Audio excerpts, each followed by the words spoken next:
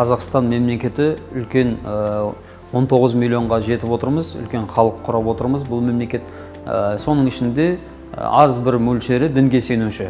Соның ішінде ислам ұстанушылар бар, оның ішінде де осы сүннеттік бағыт, Абу Ханифа мазхабын ұстанушылар сенімде, ақида матуридилік бағыт бойынша. Қазақстандағы аз ғана бір жамағаттың санының өзін іштен бөліп, оларды ішінен тағы да бір-бірінен қарсы қою, жамағатты жаңағыдай бір-бірінен қарсы айдап салу исламда жақсы құпталмайды. Барлығын айыптап жоққа шығара отырып, өзінің идеологтарын алдыға шығарумен тек қана осылар тура жолда, қалғандардың барлығы адасқан.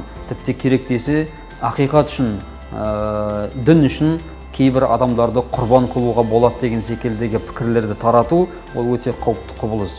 Құқықтық бұл мемлекет, зайырлы, көп ұлтты мемлекет болғаннан кейін бұл жерде әрине ислам қағидаларында, исламның қойған заңдылықтарында бір шектеу жоқ, бұл мемлекетте мүмкіншілік берілген құқықтық тұрғыда.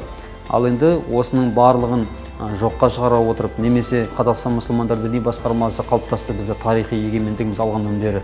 Сол Қазақстан мұсылмандар діни басқармасында арнаулы білім бөлімдері бар, ағарту бөлімдері бар, басқа да басқа салаларға қатысты жамағаттың жаңағы мұқтаждықтарын өтеуге деген арнайы қызметтерді ұсынып отыр. Сондықтан туындаған сұрақтар болса, әрине тек қана сол мешіттегі қызметкерлерден, ұстаздардан, имамдардан алуға біз бағыттаймыз.